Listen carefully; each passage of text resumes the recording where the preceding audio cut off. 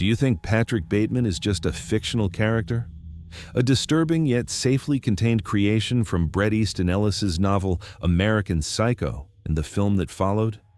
What if I told you the chilling truth that publishing houses, film studios, and certain financial institutions have worked tirelessly to suppress? The connections run deeper than anyone has dared to acknowledge publicly. Until now. The story begins not in the glossy 1980s Manhattan of popular imagination, but in the sterile corridors of the Harrington Psychiatric Research Facility in upstate New York, 1967.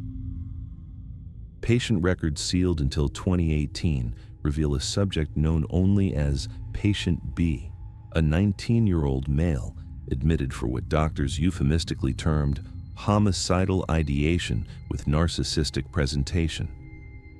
The attending physician, Dr. Malcolm Reeves, documented behaviors that would later become eerily familiar to readers of American Psycho. Obsessive personal grooming rituals, detailed monologues about consumer products, and violent fantasies directed specifically at women and the homeless. The facility closed abruptly in 1971. No formal explanation was ever given. 3 staff members vanished without collecting final paychecks. Patient records were transferred to state archives and subsequently classified. Patient B was released or transferred. The records are deliberately unclear. What happened during those 4 years remains obscured, except for one chilling note in Dr. Reeves's final entry. Subject has learned to present normal affect. Performative humanity convincing to all observers except this examiner. Recommend continued observation. Request denied by board. In 1972, an unusual scholarship was granted to a student at Phillips Exeter Academy in New Hampshire. The benefactor, the newly established Carson Foundation, funded exclusively by an anonymous Wall Street donor. The recipient's name was redacted in school records, but yearbook photographs show a young man with slicked back hair and what one teacher described as eyes that never seemed to reflect light properly. 3 students from his dormitory reported items missing from their rooms. A janitor quit without explanation after an alleged confrontation with the scholarship student. The school nurse documented treating him for hand lacerations consistent with repeated striking of hard surfaces.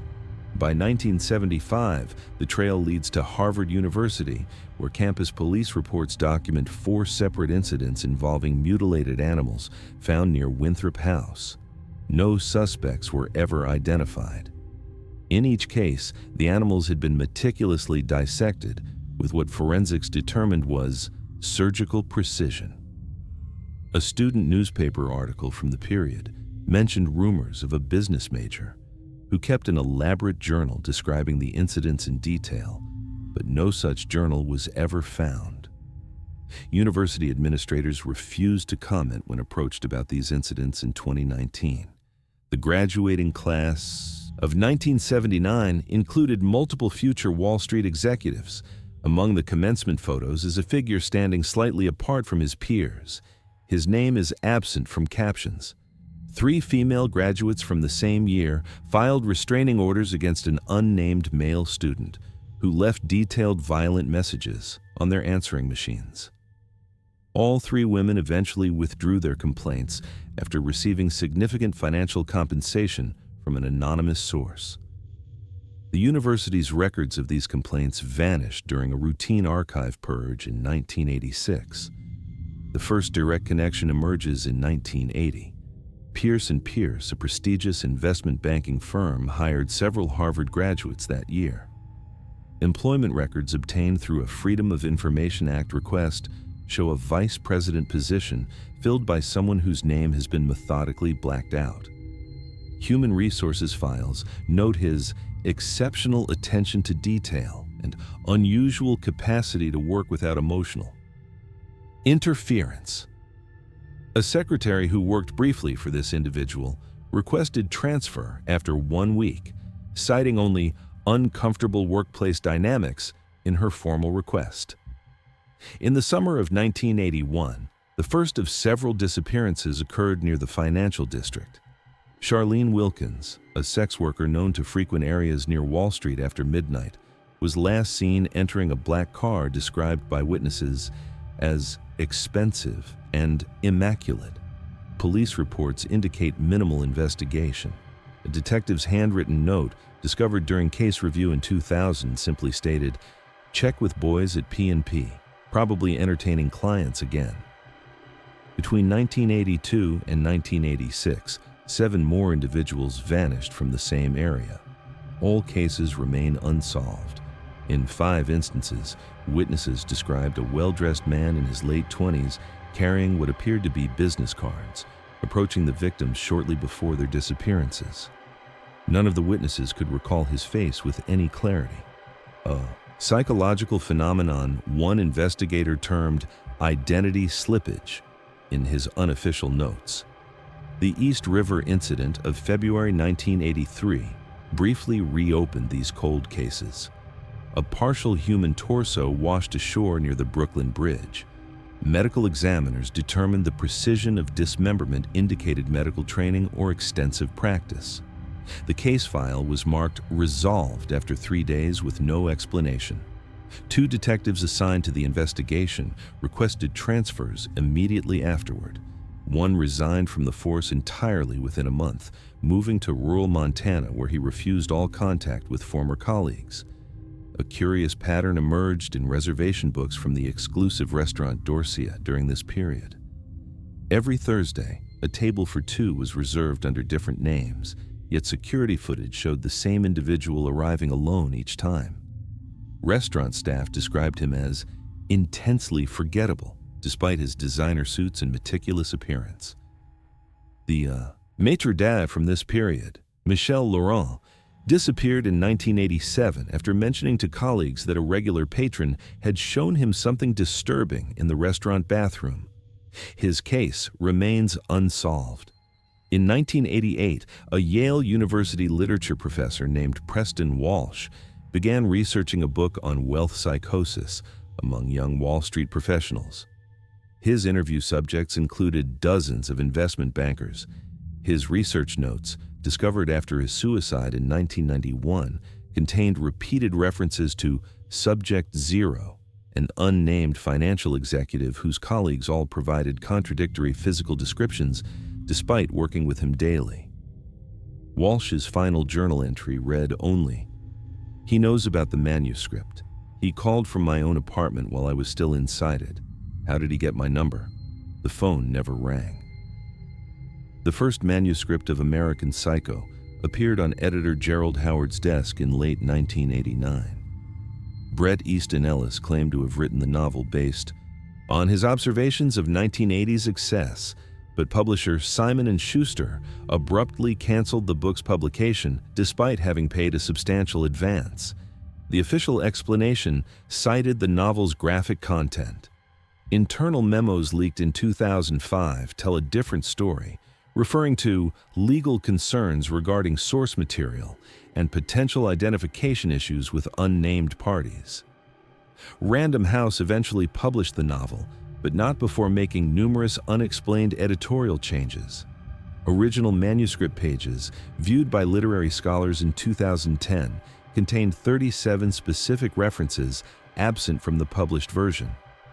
These included an address matching a real Upper West Side apartment where 3 separate tenants reported break-ins between 1987 and 1990, a business card design identical to those used by a specific investment firm during the period, and a detailed description of a murder technique that matched exactly the unsolved Wilkins disappearance, 3 weeks after the EE2.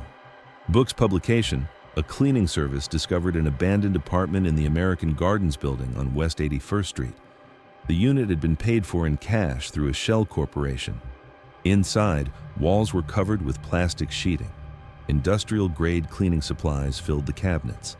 No fingerprints were found despite extensive testing.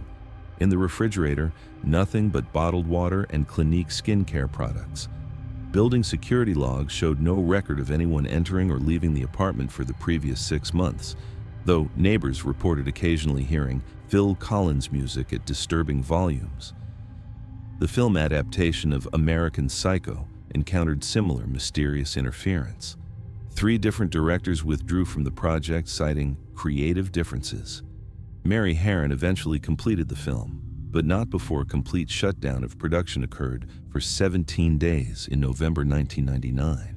No explanation was ever provided to cast and crew. Christian Bale, who portrayed Bateman, later mentioned in a 2008 interview that he based his performance partly on a man I met only once at a restaurant in New York who explained exactly how he would dissect my body if society permitted him to do so, a comment his publicist quickly attributed to Bale's intense method preparation. During filming, 3 separate incidents occurred where unauthorized individuals matching Bateman's description were found on set, always near scenes involving violent content. Security logs contain no record of these breaches. A production assistant who reported one such incident was found to have no employment record with the production company when investigators followed up. The film's release in 2000 coincided with a series of unusual events in theaters across the country. In Chicago, a midnight screening was interrupted when all digital projection equipment simultaneously malfunctioned, displaying only static for 17 minutes before resuming. Perfectly synchronized. In Boston, 3 separate viewers reported seeing a figure matching Bateman's description appear in scenes where no such character was present. All 3 viewers later recanted their statements. Wall Street itself seemed to react to the film. Pierce & Pierce underwent a sudden restructuring 2 weeks after the premiere, eliminating an entire division with no public explanation. Employment records from this period were later lost in what the company described as a server malfunction. Former employees refused to discuss the matter when approached by journalists, with one stating only, "Some people were never really there, even when you saw them every day." The most disturbing connection emerged in 2004, when renovations at a luxury apartment building on the Upper East Side revealed a hidden space between walls. Inside, hundreds of detailed journals describing murders identical to those in the novel, but with additional victims not included in the published work. Forensic analysis dated the journals to 1985-1989. The handwriting matched no known samples in police databases.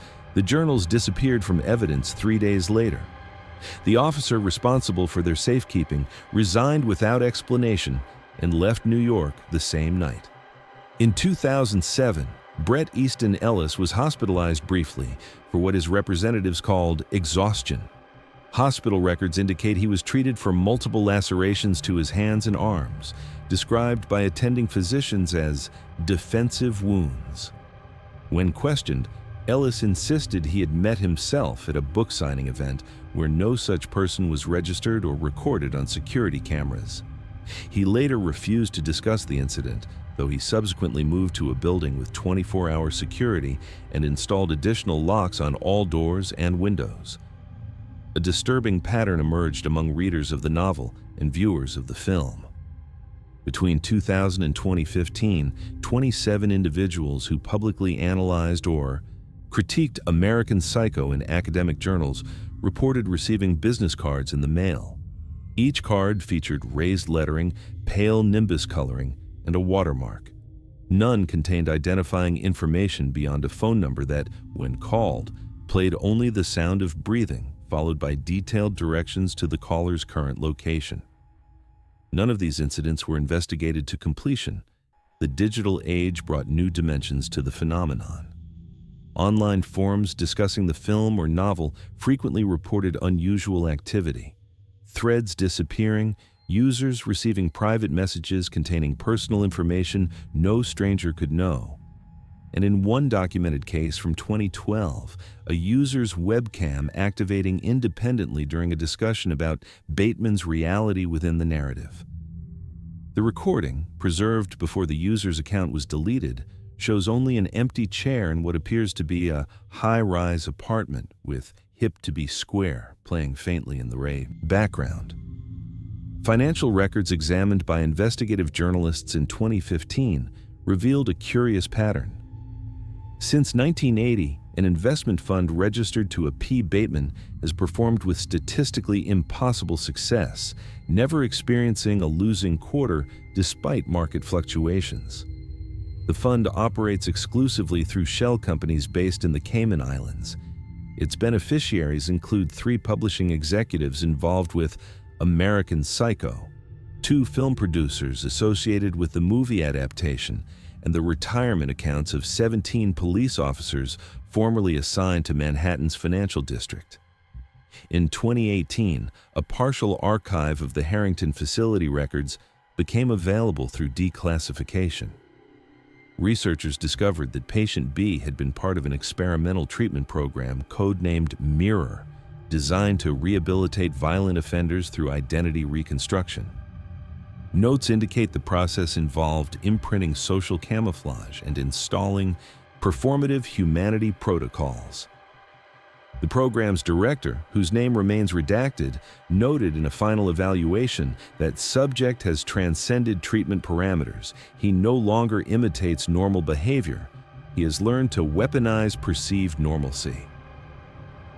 The most recent incident occurred in 2022. A data analyst working for a social media company discovered an unusual pattern. Accounts discussing American Psycho in detail experienced engagement from a single IP address that, when traced, led to an empty office in the former Pierce & Pierce building. Security footage showed no one entering or leaving the office for the previous 3 years, yet internet activity continued uninterrupted. When investigators accessed the space, they found only a desk, a chair, and a vintage answering machine. The machine contained 87 messages, each featuring a different voice describing in clinical detail how to conduct perfect murders. The analyst who discovered the pattern took extended leave and has not returned to work. The connections between these events paint a disturbing picture, not of fiction inspired by reality, but reality obscured by supposed fiction. The character of Patrick Bateman appears to be less an invention than a containment mechanism, a way to present a terrifying truth in the guise of satire and exaggeration. The precise, designer-labeled business card-obsessed killer was never fictional. He was documented, studied, released, and ultimately immortalized in a narrative deliberately constructed to seem too extreme to be believed. Those who've investigated too deeply have encountered strange consequences. 3 journalists who began examining these connections in 2019 reported identical experiences, returning home to find their apartments had been entered, nothing taken but all personal items rearranged in subtly different positions. Their research materials vanished. One found all his mirrors had been slightly tilted. Another discovered every page in his notebooks had been creased in the exact same position.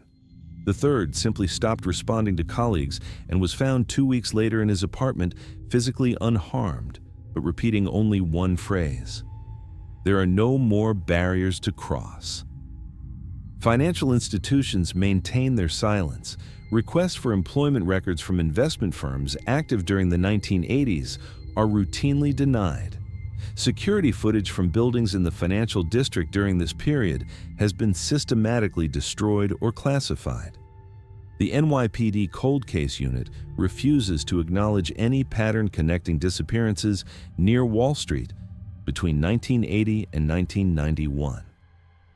A detective who briefly reopened these investigations in 2016 was transferred to Traffic Division after receiving what his supervisor described as concerning personal correspondence at his home address. The most troubling aspect of this story isn't what happened then, but what continues now. The pattern hasn't ended, it has evolved. Those who study violent crimes in the financial sector report consistent anomalies. Witnesses unable to provide consistent physical descriptions of perpetrators, evidence that vanishes from secured locations, and investigation notes that appear altered between writing and review. Surveillance cameras malfunction at critical moments. Digital records corrupt in specific targeted ways. This is not conspiracy theory. This is documented pattern recognition across decades of careful investigation. The evidence exists in fragments deliberately scattered to prevent assembly of the whole. The character of Patrick Bateman was never meant to be understood as pure fiction, but as a warning encoded in cultural camouflage, hiding a predator in plain sight by presenting him as too extreme to be believed. You may be wondering why this information isn't more widely known. Consider the power structures protecting it. Consider the institutions implicated. Consider the uncomfortable possibility that Bateman represented not an anomaly but a prototype, that what began as a single individual has become a methodology, a template for others who learned that the most perfect disguise is excessive visibility. The novel and film serve as perfect containment vehicles, presenting truth as fiction so extreme that recognition of the reality becomes impossible. Those who know too much are discredited by the very mechanism designed to reveal the truth. To speak of the real Patrick Bateman is to invite dismissal as someone confusing fiction with reality, when the confusion was precisely the point of the disclosure. The most disturbing question isn't whether Patrick Bateman was real, but whether he remains active. Financial records indicate that someone continues to use his investment methodology. Property records show apartments purchased through the same shell companies identified in the original investigation. Business cards matching the description from the novel still occasionally appear, left at crime scenes subtle enough to avoid media attention or sent to individuals who investigate too deeply. What began as one man's pathology appears to have transformed into something more insidious, a template, a methodology, perhaps even an organization. The killings haven't stopped. They've simply been absorbed into the background noise of a society too distracted to notice the patterns. Every year, dozens of individuals disappear from areas surrounding financial districts in major cities. Many are never found. Those that show consistent forensic signatures, surgical precision, evidence of methodical preparation, and the complete absence of usable DNA. The real horror of Patrick Bateman isn't that he existed, but that he showed others how to exist, how to operate within systems, how to use wealth and position as perfect camouflage, how to transform into such a perfect emblem of excess that genuine monstrosity becomes invisible. He created a template for predators that continues to function decades later. If you've watched true crime documentaries about serial killers from the 1970s and 1980s, you've been misdirected. The most prolific killer of the era operated not in the shadows, but in the spotlight, not in poverty, but in excess, not in isolation, but in the center of society.